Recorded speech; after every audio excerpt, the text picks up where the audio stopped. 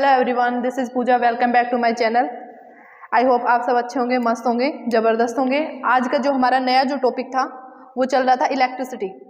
नया चैप्टर चल रहा था इलेक्ट्रिसिटी। इलेक्ट्रिसिटी के अंदर हमने करंट के बारे में पढ़ा था सबसे पहले।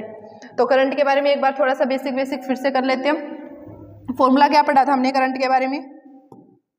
करंट का फॉर्मूला क्या होता है? I is to Q upon T. जो हमने बोला था flow of charge and flow of electrons, उसको क्या बोला था हमने? करंट बोला था। इसके बाद में जो करंट है उसकी SI यूनिट क्या थी? एम्पियर। चार्ज है उसकी SI यूनिट क्या थी? कूलॉम। टाइम की SI यूनिट सेकंड। तो यहाँ से हमने क्या पढ़ा था कि जो 1 एम्पियर है उसकी डेफिनेशन कैसे बता सकते हैं हम कि 1 एम्पियर क्या हो जाएगा? इधर 1 लगाएंगे तो राइट साइड में भी हमें क्या लगाना है? 1 लगाना है। मतलब 1 सेकंड में कितना चार्ज फ्लो कर रहा है? 1 कूलॉम चार्ज अगर फ्लो कर रहा है तो उसको क्या बोल रहे हैं हम? 1 एम्पियर बोल रहे हैं।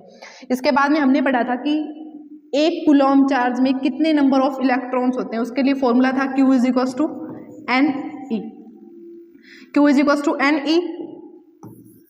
चार्ज कितना है हमारे पास में? 1 कूलॉम।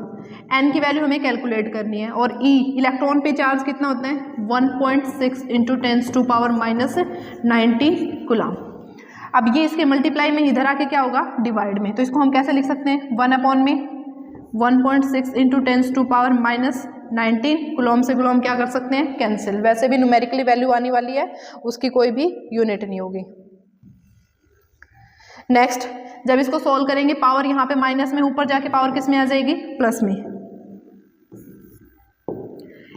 क्या लिख सकते हैं? 10 की पावर प्लस 19 इंटू में यहाँ पे कितना बचेगा? पॉइंट हटाएंगे तो यहाँ पे 10 अपॉन में कितना आ गया? 16। जब इसको सॉल्व करते हैं तो हमारे पास में जो वैल्यू आई थी वो कितनी होगी? 0.625 इंटू 10⁻19। जब पॉइंट को हम राइट साइड में लेके जाएंगे तो 6.25 इंटू 10⁻, क्या लिख सकते हैं हम इसको? 18 लिख सकते हैं। तो 1 कूलॉम चार्ज में इतने नंबर ऑफ इलेक्ट्रॉन क्या करते हैं? एग्जिस्ट करेंगे। तो इसी को हमने अप्रोक्सीमेट किसके इक्वल लिख रखा था? 6 इंटू 10⁻18 जो हमारा इसके अंदर था।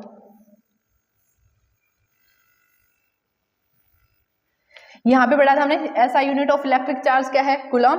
और इक्विवेलेंट चार्ज कंटेन कितने नंबर ऑफ इलेक्ट्रॉन कंटेन करते हैं? 6 इंटू 10⁻18 इलेक्ट्रॉन्स। ये बता दिया नेगेटिव चार्ज और इलेक्ट्रॉन की ये वैल्यू है। SI यूनिट हमने पढ़ी ली। SI यूनिट क्या है? चार्ज की, एम्पियर। और जिसको इस साइंटिस्ट ने बताया था, और ये साइंटिस्ट है। 1 एम्पियर को कैसे रिप्रेजेंट करेंगे? 1 एम्पियर को आपको बताया कि 1 सेकंड में 1 कूलॉम चार्ज फ्लो हो रहा है तो उसको क्या बोल रहे हैं हम? 1 एम्पियर बोलेंगे। इसके बाद में आता है, ये तो चलो इसकी SI यूनिट थी। इसके बाद में हम करंट को मेजर किस में करते हैं? मेजर किस में करेंगे? Small quantities of current in expressed in milliampere, जिसको हम 1 मिली एम्पियर ऐसे भी लिख सकते हैं। और मिली को हटाते हैं तो 10 की पावर कितना होता है? -3 एम्पियर आ जाएगा। माइक्रो में कितना होता है? 10 की पावर -6 एम्पियर। अब आता है एमीटर। एमीटर वो इंस्ट्रूमेंट है जिसको हम ऑलवेज सीरीज में कनेक्ट करते हैं और जो करंट को मेजर करने के काम आता है। और ये देखने में ऐसा है ये एमीटर।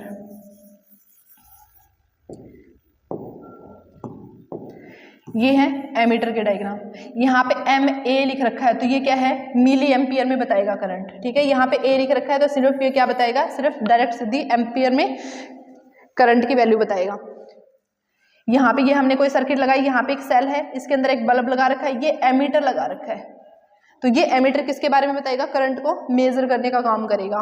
तो यहाँ पे बता दिया, an instrument to measure electric current in a circuit it is always connect in series in circuit. Circuit में हमेशा किस में कनेक्ट करेंगे? हम इसको सीरीज में कनेक्ट करेंगे। और ये क्या मेजर करने के काम आएगा? करंट को मेजर करने के काम आएगा। इसके बाद में एक प्रॉब्लम दे रखी है यहाँ पे, ये क्वेश्चन है, एक current of 0.5 ampere is drawn in filament. मतलब करंट की वैल्यू, आई की वैल्यू कितनी दे रखी है? 0.5 ampere is drawn by the filament of electric bulb for 10 minute. मतलब जो टाइम दे रखा है वो कितना दे रखा है? 10 मिनट दे रखा है। मिनट से सेकंड में कन्वर्ट करेंगे तो कितना हो जाएगा? 600 सेकेंड्स। इसके बाद में find the amount of electric charge. Charge की वैल्यू हमें फाइंड आउट करनी है। तो फॉर्मूला क्या बनेगा? I इज इक्वल्स टू कितना होता है? Q अपॉन में T। तो यहाँ से हमें चार्ज की वैल्यू निकालनी है तो कितनी हो जाएगी? IT। और I की वैल्यू कितनी है? 0.5 इंटू में टी की वैल्यू कितनी है 600 सेकेंड है, पॉइंट खत्म करोगे नीचे कितना आया 10, एक जीरो से एक जीरो कैंसिल, मल्टीप्लाई करके लिखेंगे हम कितना आ जाएगा 300, और चार्ज की वैल्यू हमने कैलकुलेट की है, और चार्ज की यूनिट क्या होती है कूलम, तो यहाँ पे क्या लगा देंगे हम ऐसा यूनिट कूलम लगा देंगे। ये थी इसके एनसीईआरटी की प्रॉब्लम्स में है ये। अब flow of charge inside a wire, inside a wire कैसे पढ़ेंगे देखो, inside a solid conductor atom are packed together but electrons are easily travel through it, almost they can are in vacuum. When current flow through a conductor the electron move with in average drift speed, जिसको हम electron को move करवाते हैं तो उसको हम बोलते हैं ड्रिफ्ट वेलोसिटी, मतलब इलेक्ट्रॉन को ले जाने का जो काम करेगी उसको बोल रहे हैं हम drift. 1 mm/s for a typical copper wire के लिए दे दिया ये। However an electric bulb light up and soon on the which of the turn on it is not due to the movement of electron one terminal to other terminal through the bulb. ये कह रहा है कि मतलब lower potential से higher potential drift करना क्या होता है कि जैसे हमने कोई सर्किट बनाई, ये हमारे पास में कोई वायर है, इसको हमने कनेक्ट किया एक बैटरी के साथ में, पॉजिटिव टर्मिनल और नेगेटिव। करंट कैसे फ्लो करेगा, पॉजिटिव से कहाँ की ओर जाएगा, ये नेगेटिव की ओर जाएगा, ठीक है। और इलेक्ट्रॉन की डायरेक्शन है, इसके अंदर जितने भी इलेक्ट्रॉन रहेंगे अगर हमने इसको एक्सटर्नल सोर्स से कनेक्ट कर रखा है तो करंट से उसकी क्या रहेगी, अपोजिट डायरेक्शन रहेगी। यानी करंट तो फ्लो कर रहा है आपका पॉजिटिव टू नेगेटिव, और इस वायर के अंदर जो इलेक्ट्रॉन्स है वो कैसे जाएंगे, नेगेटिव से किस ओर जाएंगे, पॉजिटिव की ओर। हम बोल सकते हैं लोअर पोटेंशियल से किस ओर जाएंगे, वो हाइयर पोटेंशियल की ओर जाएंगे। यानी लोअर पोटेंशियल से हाइयर पोटेंशियल तक इलेक्ट्रॉन को ड्रिफ्ट करवाने का जो काम करते हैं उसी को हम क्या बोल रहे हैं, ड्रिफ्ट वेलोसिटी बोल रहे हैं, ठीक है। इसके बाद में क्या था, electric potential. Electric charge do not flow in a metallic conductor copper wire by themselves and gravity has no role. अच्छा, पोटेंशियल डायरेक्ट हम बोल सकते हैं कि पोटेंशियल होता क्या है, पोटेंशियल को हम V से एक्सप्रेस करेंगे। V मतलब इसकी यूनिट तो होती है वोल्ट, जिसको हम VOLT से लिखेंगे। V से हम पोटेंशियल को एक्सप्रेस करें, फॉर्मूला क्या इसका, वर्क अपॉन में चार्ज। मतलब कोई भी वायर है उसके अंदर जितने नंबर ऑफ चार्ज हैं उनको मूव करवाने के लिए जितना भी वर्क किया जाता है उसको क्या बोल रहे हैं, पोटेंशियल बोलेंगे। यानी किसी वायर के अंदर या किसी कंडक्टर के अंदर चार्ज को मूव करवाना एक पॉइंट से दूसरे पॉइंट तक, उसको क्या बोल रहे हैं, पोटेंशियल बोल रहे हैं। देखो इसमें क्या दे रखा है, electron move only in if there is the difference of electric pressure in a conductor is called potential. The chemical action within cell and battery are generate potential difference across the terminal of the cell even when no current is drawn. अब यहाँ पे एक diagram बता रखा है कि यहाँ पे ये आपका प्लस चार्ज है, इधर माइनस माइनस दे रखा है, तो प्लस वाले को क्या बोल रहे हैं हम, हाइयर पोटेंशियल बोल रहे हैं, और मतलब जो नेगेटिव टर्मिनल होगा उसको क्या बोलेंगे हम, लोअर पोटेंशियल बोलेंगे। When a cell is connected in conducting circuit, the potential difference that is charge in motion produce electric current. To maintain this current in cell is no expend chemical energy stored in it. सीधा हम potential difference पढ़ेंगे तो potential का भी आपको formula बताया था, work upon में क्या है, चार्ज। मतलब एक पॉइंट से दूसरे पॉइंट तक चार्ज को मूव करवाने के लिए जो वर्क किया जा रहा है उसी को क्या बोल रहे हैं, पोटेंशियल बोल रहे हैं। Electric potential difference between 2 points and electric circuit work done to move unit positive charge 1 point to another point, मतलब एक पॉइंट से दूसरे पॉइंट तक। ऐसा यूनिट की बात करें तो क्या होती है, वोल्ट। एलेसांड्रो वोल्टा जो है इनके नाम पे इसकी यूनिट थी, जैसे वो एम्पियर था उसकी यूनिट भी उस साइंटिस्ट के नाम पे थी। ये अभी आपको बता दिया कि प्लस वाले के लिए हाइयर पोटेंशियल होगा और माइनस वाले के लिए हम क्या बोलेंगे, इसको लोअर पोटेंशियल बोलेंगे। अभी यहाँ पे 1 वोल्ट को डिफाइन करना है तो वोल्ट का हमें पता है फॉर्मूला, V = कितना है, वर्क अपॉन में चार्ज, ठीक है। तो इसकी यूनिट क्या आएगी, SI यूनिट वोल्ट, वर्क की SI यूनिट जूल, चार्ज की SI यूनिट कूलम। तो यहाँ से हमें 1 वोल्ट को डिफाइन करना है, तो 1 वोल्ट को इधर 1 लगाएंगे, इधर भी क्या लगाना पड़ेगा हमें, 1 लगाएंगे, और इधर भी क्या लगा रहे हैं, 1 लगा रहे हैं, ठीक है। तो 1 वोल्ट कितना हो जाएगा कि 1 कूलम चार्ज को मूव करवाने के लिए कितना वर्क डन करना पड़ रहा है हमें, 1 जूल, 1 जूल वर्क करना पड़ रहा है, तो उसको क्या बोल रहे हैं, 1 वोल्ट बोलेंगे, ठीक है।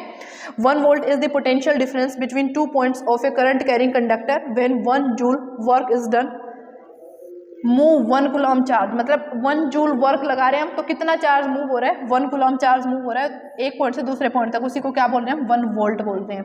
अच्छा, करंट के लिए एक डिवाइस यूज कर रहे थे हम, एमीटर, जिसको ऑलवेज किस में कनेक्ट करते हैं, सीरीज में। अब पोटेंशियल के लिए एक डिवाइस यूज कर रहे हैं, उसको बोल रहे हैं वोल्ट मीटर। ऐसा यूनिट इसकी क्या है, वोल्ट। और एक डिवाइस यूज किया हमने वोल्ट मीटर। एमीटर को हमेशा किस में कनेक्ट करते हैं, सीरीज में। वोल्ट मीटर को किस में कनेक्ट करेंगे हम, पैरेलल में कनेक्ट करेंगे।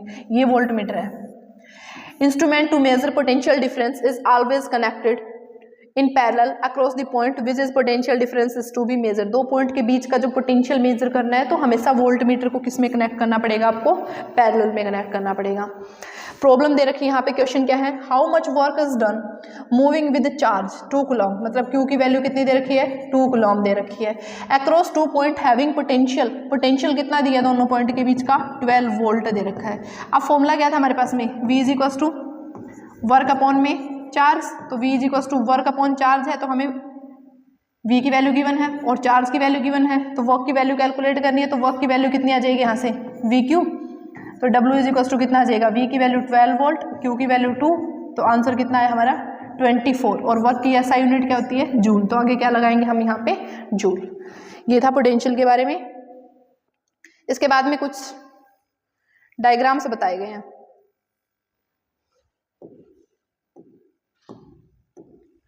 सबसे पहले दे दिया इलेक्ट्रिक सेल का, सेल क्या होता है, जिसमें एक पॉजिटिव टर्मिनल हो और एक क्या हो, नेगेटिव टर्मिनल, उसको क्या बोल रहे हैं हम, सेल बोलेंगे, जिसमें एक पॉजिटिव टर्मिनल और एक क्या हो, नेगेटिव टर्मिनल। बैटरी, ऐसे नंबर ऑफ सेल को हमने कंबाइन कर दिया। नंबर ऑफ सेल को कंबाइन करने का मतलब एक पॉजिटिव नेगेटिव, ऐसे नंबर ऑफ सेल्स को हम कंबाइन कर रहे हैं, उससे क्या बनती है हमारे पास में, बैटरी। इनको ज्वाइन करवाना है आपस में। प्लग और की, अगर ये आपको दिखाई दे रहा है ऐसे, तो इसका मतलब क्या है, आपकी की किस में है, ओपन। अगर ये ऐसे है तो ये की किस में है आपकी, ओपन। ओपन का मतलब उसमें अंदर करंट फ्लो नहीं कर रहा है, ठीक है। ओपन का मतलब क्या है, करंट फ्लो नहीं कर रहा है। की इज स्विच्ड क्लोज्ड, स्विच्ड का मतलब अगर बीच में ऐसे डोर दिखाई देता है तो इसका मतलब क्या है, आपकी बार क्लोज्ड में है। क्लोज का मतलब सर्किट के अंदर करंट क्या कर रहा है, फ्लो कर रहा है। वायर ज्वाइन करवाते हैं, अगर ऐसे है आपके पास में तो वो क्या है, वायर ज्वाइन का। वायर क्रॉसिंग विदाउट ज्वाइन, मतलब वायर को क्रॉस करवा रखा और बिना ज्वाइन करवाए, मतलब ये हमारे पास में कोई वायर है, इसको हमने बिना ज्वाइन करवाए और ऐसे क्रॉस कर रखा है, तो ये क्या है, wire crossing without join. Electric bulb का सिंबल है ये रेजिस्टेंस का। अब ये रेजिस्टेंस क्या होता है, रेजिस्टेंस होता है जो अपोज करे किसका, इलेक्ट्रिक करंट का जो अपोज करे। आगे पढ़ेंगे अभी इसके बारे में। जो इलेक्ट्रिक करंट का अपोज करे उसको क्या बोल रहे हैं, रेजिस्टेंस। वेरिएबल रेजिस्टेंस, वैल्यू जिसकी बार बार चेंज होती रहे, इसको हम ऐसे भी बना सकते हैं। ये इसका सिंबल है। इसके ऊपर अगर ऐसे लगा रखा है, या कोई बैटरी आपके पास में, अगर इसके ऊपर भी ऐसे हम एरो लगा दें तो इसका मतलब क्या है, वेरिएबल बैटरी है, ठीक है। या हम रेजिस्टेंस के केस में इसको रियोस्टेट भी बोल सकते हैं। एमीटर का सिंबल आपको बता ही दिया कि ऐसे किसी सर्किट के अंदर सीरीज में लगा है तो वो क्या है, एमीटर। और वोल्ट मीटर का सिंबल क्या रहेगा, वोल्ट मीटर का सिंबल आ जाएगा V, और सर्किट में हमेशा कहाँ पे कनेक्ट होगा, ये पैरेलल में कनेक्ट होगा, ठीक है। ये इसके सिंबल्स थे। अब आता है ओम्स लॉ। ओम्स लॉ क्या कहता है कि under physical conditions, temperature, pressure, ये सब अगर कांस्टेंट रखें हम, तो जो हमारा पोटेंशियल है, जो पोटेंशियल है जिसको हम V से लिख रहे हैं, ये जो पोटेंशियल है ये क्या हो जाएगा, always directly proportional to current. यानी फिजिकल कंडीशंस को कांस्टेंट रखा हमने, टेम्परेचर, प्रेशर, इन सबको कांस्टेंट रखते हैं तो V डायरेक्टली प्रोपोर्शनल टू किसके आएगा, करंट के। प्रोपोर्शनलिटी का साइन रिमूव करते हैं तो यहाँ पे एक कांस्टेंट टर्म लगाते हैं जिसको हम R से लिखते हैं। इसको हम फॉर्मूले का ऐसे भी बोलते हैं, V is equal to IR। इसी को हम क्या बोलते हैं, ओम्स लॉ बोलते हैं। जो ओम नाम का जो साइंटिस्ट था उसने अपने नाम पे दी थी, इसी को बोला हमने ओम्स लॉ। अच्छा, ये इसको हम ऐसे लिख सकते हैं, V directly proportional to I। इसका मतलब जितना V बढ़ाएंगे उतना ही क्या बढ़ेगा आपका, V। लेफ्ट साइड से जितना इंक्रीज करेंगे राइट साइड से उतना ही क्या हो जाएगा, इंक्रीज। तो हम क्या इसको ऐसे लिख सकते हैं, इसको प्रोपोर्शनलिटी का साइन हटाया तो क्या हम इसको R भी लिख सकते हैं। ये वाला हो जाएगा आपका गलत। क्यों हो जाएगा गलत ये, क्योंकि देखो यहाँ पे I और R आ रहा है।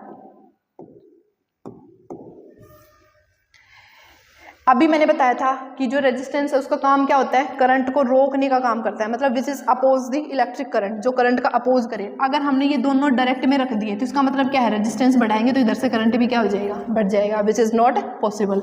यानी जो करेक्ट इक्वेशन है V इज इक्वल टू कितनी आएगी, IR। ठीक है, इसी को ओम्स लॉ बोला गया था।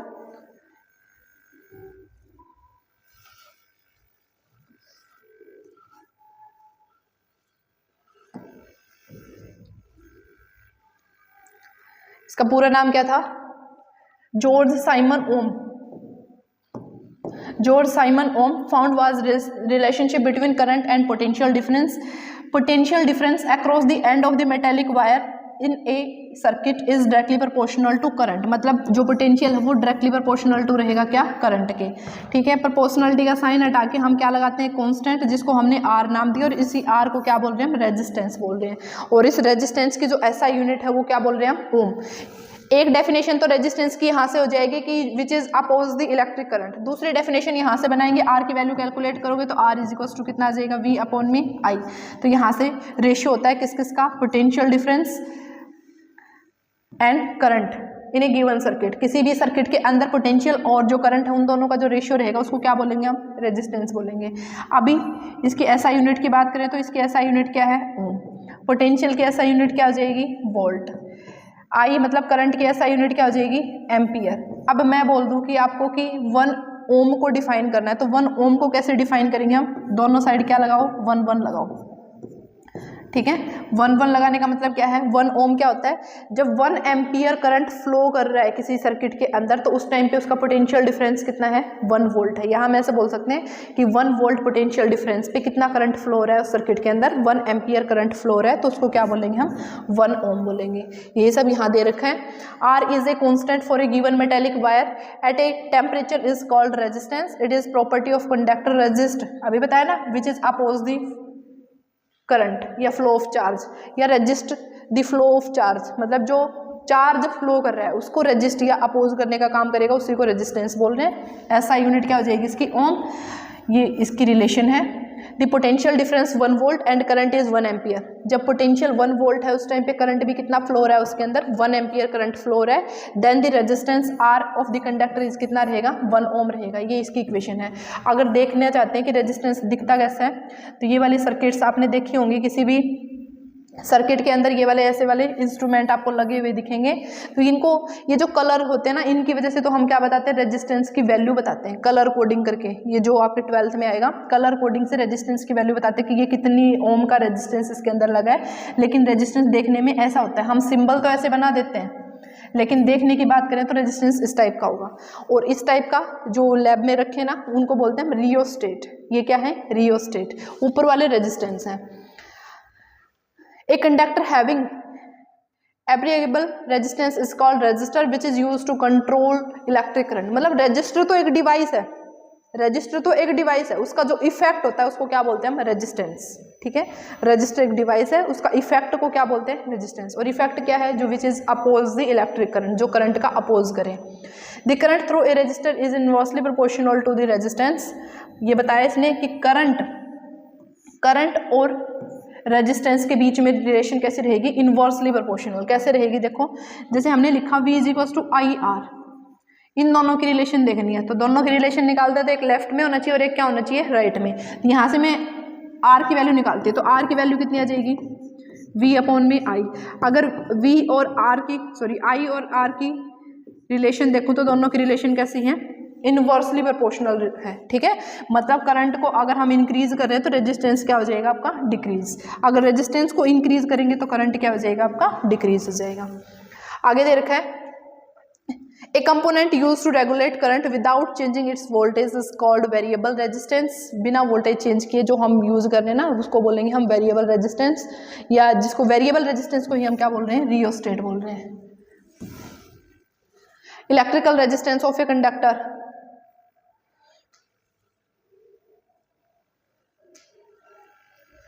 इसके बाद में मैं डायरेक्ट आपको बता देती हूँ कि रेजिस्टेंस को हम एक तरीके से और पढ़ सकते हैं। जो रेजिस्टेंस है किसी भी गिवन वायर के अंदर क्या रहेगा? जो रेजिस्टेंस वो डायरेक्टली प्रोपोर्शनल होगा किसके? Length of the wire. L से किसको लिखेंगे हम? Length of the wire. जैसे मान लिया हमारे पास में ये कोई वायर है, ठीक है, इसका क्रॉस सेक्शनल एरिया ए है और इसकी लेंथ कितनी है? एल है। तो इस वायर में रेजिस्टेंस कितना होगा? जितनी इसकी लेंथ होगी उतना ही ज़्यादा क्या रहेगा? इसका रेजिस्टेंस रहेगा। मतलब हम बोल सकते हैं रेजिस्टेंस डायरेक्टली प्रोपोर्शनल होता है length of the wire and inversely proportional to cross sectional area of the wire. जो इसका क्रॉस सेक्शनल एरिया रहेगा उसके क्या रहेगा, इनवर्सली प्रोपोर्शनल रहेगा। दोनों को कंबाइन करके लिखते हैं, एल अपॉन में कितना आ जाएगा, ए। इसके बाद में यहाँ पे प्रोपोर्शनलिटी का साइन जैसे ही हटाएंगे, यहाँ पे हमें एक कॉन्स्टेंट लगाना पड़ेगा, उस कॉन्स्टेंट को क्या बोल रहे हैं हम, रो। ये हो जाएगा formula, rho R is equals to rho L upon में ए। इस रो को ही क्या बोल रहे हैं हम, रेजिस्टिविटी। इस रो को क्या बोलेंगे, रेजिस्टिविटी। रो क्या है यहाँ पे, रेजिस्टिविटी। और रेजिस्टिविटी क्या है, ये वायर के नेचर के ऊपर डिपेंड करेगी कि मटेरियल कैसा है उसके ऊपर डिपेंड करेगी, ठीक है। अब यहाँ पे एक चीज़ लिखी हमने कि जो आर है वो वायर की लेंथ के तो क्या है, डायरेक्टली प्रोपोर्शनल है, एरिया के कैसे है, इनवर्सली प्रोपोर्शनल है। तो आपने देखा होगा कि जो हैवी एप्लियंस होते हैं जैसे कि प्रेस हो गई, कूलर हो गया, AC हो गई, इनके वायर्स थोड़े से थिक होते हैं, ठीक है। और जो नॉर्मल फैन है या फिर कोई हमने वायरिंग कर रखी घर में, बल्ब वगैरह की जो वायरिंग करते हैं उनके वायर क्या होते हैं, बिल्कुल थिन होते हैं, और बाकी जो वायर होते हैं वो थिक होते हैं थोड़े से, ठीक है। मतलब उनका एरिया ज़्यादा होता है। एरिया जितना ज़्यादा रहेगा उतना ही उसमें क्या होगा, जैसे मान लिया हम वायर यूज़ कर रहे हैं, 2 टाइप के वायर मैं आपको दिखा देती हूँ यहाँ पे। mm में पढ़े होंगे आपने कि 1 mm के वायर यूज़ कर रखे हैं, 2 mm के हैं, 3 mm के, ठीक है। ये 2 वायर लिए हमने, इसका एरिया कम है और इसका एरिया क्या रहेगा, ज़्यादा रहेगा। अभी मैंने एक रिलेशन लिखी कि R इनवर्सली प्रोपोर्शनल टू क्या है, एरिया के है। इनवर्सली प्रोपोर्शनल है, इसका मतलब जिसका एरिया ज़्यादा रहेगा उसका रेजिस्टेंस क्या हो जाएगा, कम। तो इस वायर का रेजिस्टेंस क्या होगा, कम, क्योंकि इसका एरिया क्या है, ज़्यादा। ऊपर वाले का एरिया कम है तो रेजिस्टेंस क्या हो जाएगा इसका, ज़्यादा। और रेजिस्टेंस का इफेक्ट सीधा किसके ऊपर पड़ता है, करंट के ऊपर पड़ता है।